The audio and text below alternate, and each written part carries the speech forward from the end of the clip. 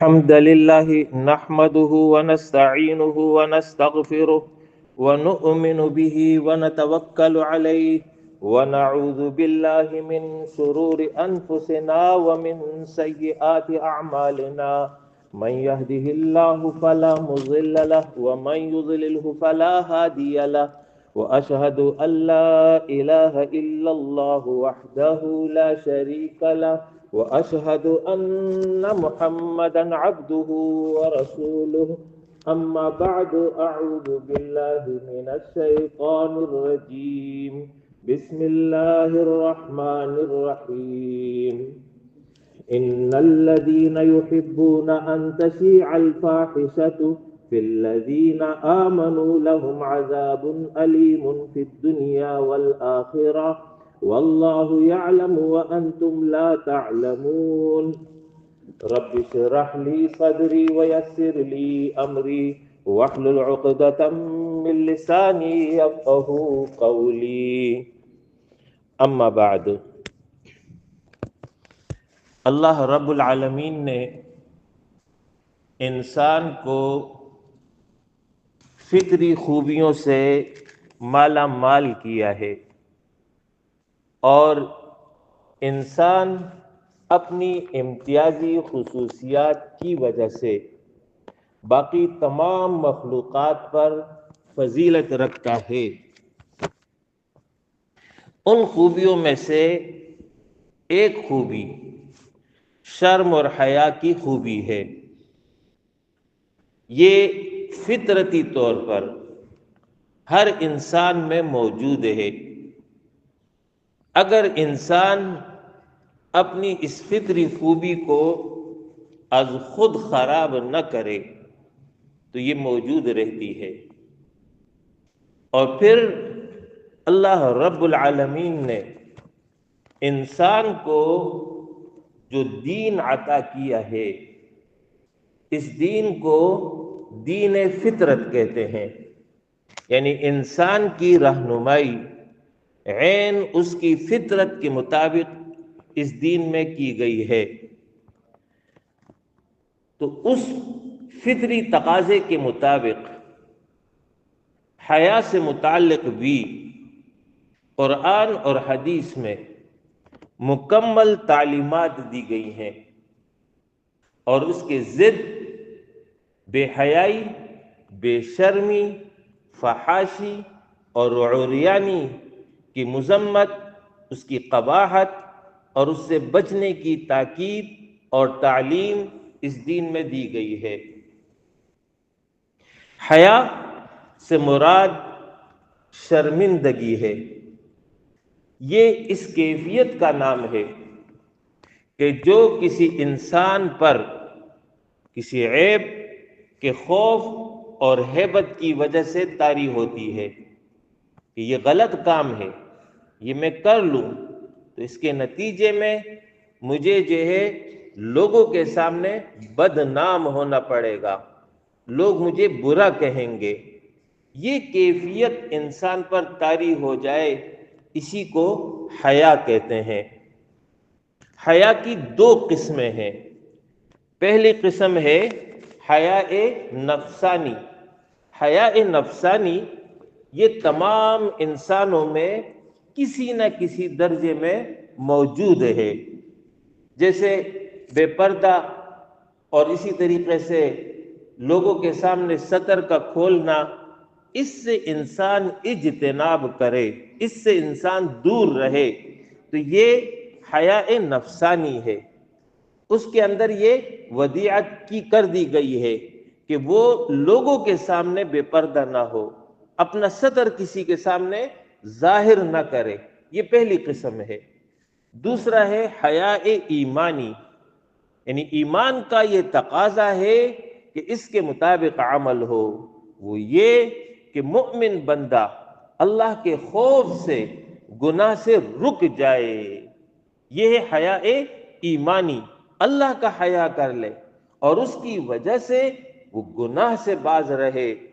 حیا ایمانی کا کامل درجہ جس کو اہل علم نے بیان کیا ہے وہ یہ ہے کہ انسان ان مقامات سے بھی دور رہے جن پر جانے سے روکا گیا ہے، وہاں پر قریب بھی نہ جائے، یہ کامل درجہ ہے۔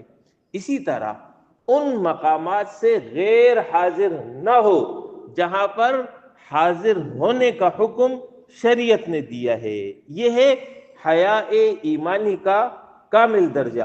اور اس حیاء ایمانی کی تشریح نبی اکرم صلی اللہ علیہ وسلم نے ایک حدیث میں اس طرح بیان کی ہے کہ تم اپنے سر اور دماغ کے افکار کی حفاظت کرو، یعنی تمہارے دماغ میں، تمہاری فکر میں غلط بات شامل نہ ہو جائے، غلط سوچ شامل نہ ہو جائے۔ اپنی فکر کی حفاظت کرو، اپنے سوچ کی حفاظت کرو۔ اور مزید فرمایا اور تم اپنے پیٹ اور جو اس کے اندر ہے اس کی حفاظت کرو، یعنی تمہارے پیٹ میں غلط لقمہ نہ چلا جائے، حرام لقمہ نہ چلا جائے، اس کی حفاظت کرو۔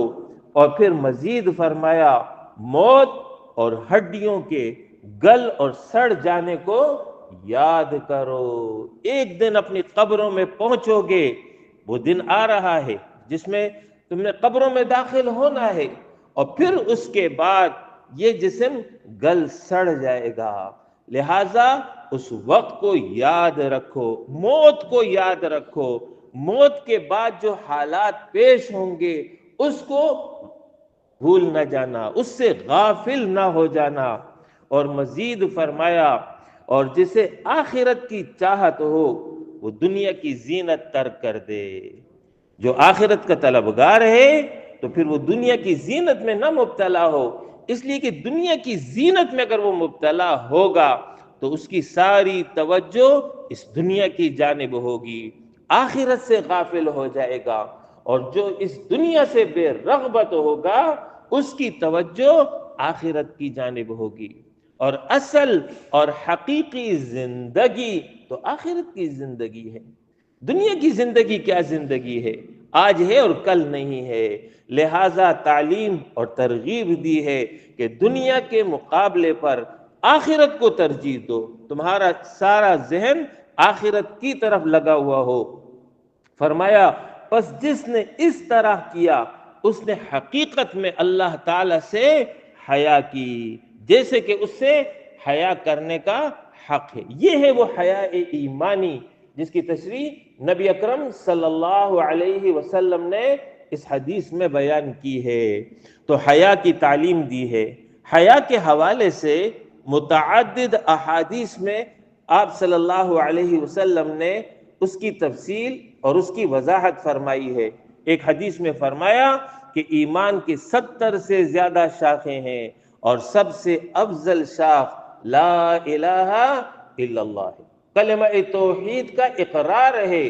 اور سب سے ادنا شاخ لوگوں کی نظر کے اعتبار سے کہ لوگ اس کو معمولی سمجھتے ہیں، وہ یہ کہ راستے سے تکلیف دہ چیز کو ہٹا دینا۔ اور پھر فرمایا کہ والحیاء شعبۃ من الایمان، کہ حیا ایمان کا اہم حصہ ہے، لہذا اس کی اہمیت ہے۔ آپ صلی اللہ علیہ وسلم نے فرمایا کہ الحیاء لا یأتی الا بالخیر، حیا خیر ہی لاتی ہے۔ الحیاء خیر کلہ، اور حیا ساری کی ساری خیر ہے۔ فرمایا الحیاء من الایمان، حیا ایمان کا ایک جز ہے، ایک حصہ ہے۔ دوسری حدیث میں فرمایا کہ حیا اور ایمان جڑواں ہے، اگر ان میں سے ایک بھی اٹھ گیا تو دوسرا خود بخود اٹھ جائے گا۔ حیا نہ رہی ایمان بھی ختم ہو جائے گا، ایمان ختم ہو گیا حیا بھی چلی جائے گی۔ آپ صلی اللہ علیہ وسلم نے فرمایا کہ جب تم حیا نہ کرو اور پھر جو ہے اس طریقے سے رہو کہ تمہارے اندر حیا کی کیفیت نہ ہو، تو فرمایا پھر تم آزاد ہو، جو چاہو کرو۔ جیسے جانور ہوتا ہے، جانور آزاد ہوتا ہے، اس کو کوئی نہ روکتا ہے نہ ٹوکتا ہے، نہ اس کی طرف کوئی توجہ کرتا ہے، وہ جیسے چاہے زندگی گزارتا ہے۔ تو فرمایا اگر تم میں حیا نہ رہے تو پھر تم جانوروں کی طرح ہو، تو پھر جو چاہو کرو، کوئی تمہیں روک ٹوک نہیں کرے گا۔ یہ وہ چند احادیث ہے کہ جس کے ذریعے میں نے اس مسئلے کو بیان کیا۔ اس کے بالمقابل بے حیائی ہے، فحاشی ہے، اس کے حوالے سے بھی قرآن اور حدیث میں تعلیمات دی گئی ہیں۔ ان اللہ یأمر بالعدل والاحسان وایتاء ذی القربى وینہی عن الفحشاء والمنکر والبغی، یقیناً اللہ حکم کرتا ہے انصاف کا، ان اللہ یأمر بالعدل والاحسان، اور نیکی کا اور بھلائی کا، لوگوں کے ساتھ احسان کا معاملہ کرو، اور تیسرا یہ کہ رشتہ داروں کو ادا کرو، کوئی غریب ہے، کوئی محتاج ہے، کوئی ضرورت مند ہے، اس کا تم پر حق ہے کہ تم اس کے ساتھ تعاون کرو۔ اور پھر تین چیزیں بیان کی کہ جس سے اللہ رب العالمین نے منع فرمایا، وہ یہ وَيَنْهَا عَنِ الْفَحْشَاءِ، اللہ تمہیں روکتا ہے، منع کرتا ہے، عن الفحشاء، بے حیائی کے کاموں سے، والمنکر، گناہ کے کاموں سے، والبغی، ظلم اور زیادتی کے کاموں سے۔ یہ تین کام ہے کہ جس سے اللہ رب العالمین نے منع فرمایا ہے۔ یہ ہے اللہ رب العالمین کی تعلیم۔ دوسری طرف انسان کا جو بدترین دشمن ہے اور روز اول سے اس کی دشمنی جاری ہے، وہ شیطان ہے۔ شیطان کی خواہش یہ ہے کہ اس انسان کو گمراہ کر دوں، اس انسان کی جنت خراب کر دوں، اور جیسے میں جہنم میں جا رہا ہوں ویسے میرے ساتھ بھی یہ بھی جہنم میں جائے۔ اس کے حوالے سے قرآن مجید میں اللہ رب العالمین نے فرمایا کہ یہ شیطان تم کو حکم کرتا ہے بے حیائی کے کاموں کا، یعنی اس کی تعلیم یہ ہے، وہ وسوسے ڈالتا ہے، وہ خیالات لاتا ہے، وہ متوجہ کرتا ہے کہ تم جو ہے غلط کام کرو، بے حیائی کے کام کرو، تم سے حیا سلب ہو جائے۔ اور قرآن مجید میں دوسری جگہ ارشاد فرمایا کہ جو کوئی شیطان کے نقش قدم کی پیروی کرے گا تو اس کے نتیجے میں وہ اپنا نقصان کرے گا، اس کے نتیجے میں پھر وہ جو ہے جس راہ پہ شیطان گیا ہے اسی راہ پر پھر انسان چلا جائے گا۔ لہذا تعلیم دی گئی ہے کہ شیطان کے نقش قدم کی پیروی نہ کرو، اس کی باتوں میں نہ آؤ، حیا کو لازم کر لو اور اپنی زندگی حیادار زندگی بناؤ۔ یہ وہ تعلیمات ہے جس کا ایک مختصر سا خلاصہ میں نے آپ کے سامنے بیان کیا۔ جدید دور میں شیطانی ہتھ کنڈے، شیطان کے اعلی کار استعمال کر رہے ہیں، اور آج جدید دور ہے اور جدید دور کی وجہ سے جدید ذرائع موجود ہو گئے ہیں، اس کے نتیجے میں بے حیائی کا ایک سیلاب ہے جو عمدہ چلا آ رہا ہے، کیبل کے ذریعے، نیٹ کے ذریعے، اسی طریقے سے جو موبائل کے اندر مختلف ایپس ہیں اس کے ذریعے جو ہے یہ بے حیائی اور فحاشی اس کو جو ہے پروموٹ کیا جا رہا ہے، اس کی جانب لوگوں کو ترغیب دی جا رہی ہے کہ لوگ اس کو اختیار کریں، اور غیر محسوس انداز سے یہ جو ہے یہ کام ہو رہا ہے کہ انسان دھیرے دھیرے حیا سے دور ہو رہا ہے۔ آج سے 40-50 سال پہلے اگر ہم چلے جائیں، یہ ہمارے جو بزرگ بیٹھے ہیں یہ اس بات کو بخوبی جانتے اور سمجھتے ہیں کہ اس وقت پردے کا کیا ریشو تھا، پردے کا کیا حال تھا۔ ہماری جو تقاریب ہوتی تھی ان تقاریب میں مردوں کا الگ حصہ ہوتا تھا، عورتوں کا الگ حصہ ہوتا تھا، اور کوئی تصور بھی نہیں کر سکتا تھا کہ کوئی غیر مرد عورتوں کے حصے میں داخل ہو جائے۔ اور آج 40-50 سال کے بعد آج ہماری تقاریب کا کیا حال ہے؟ ہر عورت خوب سج دھج کر کے آتی ہے، اپنا بناؤ سنگار دکھاتی ہے، اور مخلوط مجلس میں ایک ہی جگہ بیٹھے رہتے ہیں، اور ایک ہی ٹیبل سے کھانا جب تقسیم ہوتا ہے تو اسی ٹیبل سے ایک ایسی خاتون جس کا دوسرے مرد کے ساتھ کوئی تعلق نہیں وہ بھی موجود ہے اور مرد بھی موجود ہے، دونوں پلیٹیں لیے ہوئے ہیں اور ڈش سے کھانا نکال رہے ہوتے ہیں۔ وہ حیا کہاں چلی گئی؟ وہ شرم کہاں چلی گئی؟ وہ غیرت کہاں چلی گئی؟ ہم اپنی دلہن کو تیار کرتے ہیں اپنے دولہا کے لیے، تاکہ دلہا کی پہلی نظر اپنی دلہن پر پڑے تو اس کے نتیجے میں اس کے دل میں اپنی دلہن کے لیے محبت پیدا ہو جائے۔ لیکن یہاں کیا ہوتا ہے، دلہا کی نظر دلہن پر تو بعد میں پڑتی ہے، اس سے پہلے فوٹوگرافروں کی نظر پڑ رہی ہوتی ہے، مختلف پوز اس کے بنائے جاتے ہیں، اور پھر جب نکاح ہو جائے تو پھر باقاعدہ جو ہے ایک تقریب کی شکل میں لائٹ مدھم کر کے اور پھر گانے بجا کر کے اس بچی کو جو ہے لوگوں کے سامنے نمائش کرتے ہوئے پیش کیا جا رہا ہوتا ہے۔ شرم کہاں گئی، وہ غیرت کہاں گئی؟ یہ وہ شیطان ہے جس نے ہمیں اس غلط کام پہ لگا دیا ہے، ٹی وی ڈراموں کے ذریعے، اسی طریقے سے کیبل اور نیٹ کے ذریعے یہ سب کچھ ہو رہا ہے۔ تو اللہ رب العالمین نے فرمایا جو لوگ یہ چاہتے ہیں کہ اہل ایمان میں بے حیائی کا چرچا ہو، ایسے لوگوں کے لیے دردناک عذاب ہے دنیا اور آخرت میں، اور اللہ خوب جانتا ہے تم اس بات کو نہیں جانتے ہو۔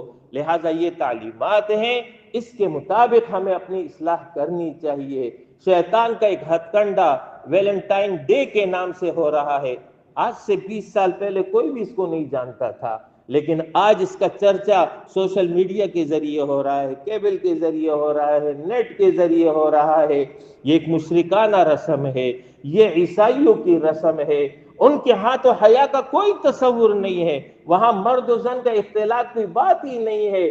آج ہمیں اور ہماری نسل کو بے حیا کرنا چاہتے ہیں، لہٰذا اس موقع پر قرآن کا پیغام یہ ہے کہ قوا انفسکم واہلیکم نارا، خود بھی جہنم کی آگ سے بچو، اپنے اولاد کو بھی جہنم کی آگ سے بچاؤ۔ یہ تبھی ممکن ہوگا جب آپ خود نیک بن جائے، اپنے گھر کے ماحول کو نیک کر دیں، اپنے بچوں کی تربیت اس انداز سے کریں کہ ان کے دل میں اللہ کا خوف ہو، آخرت کا خوف ہو، اللہ کے ساتھ تعلق مضبوط ہو، تبھی ان شیطانی ہتھ کنڈوں سے ہم اپنی اور اپنی نسل کی حفاظت کر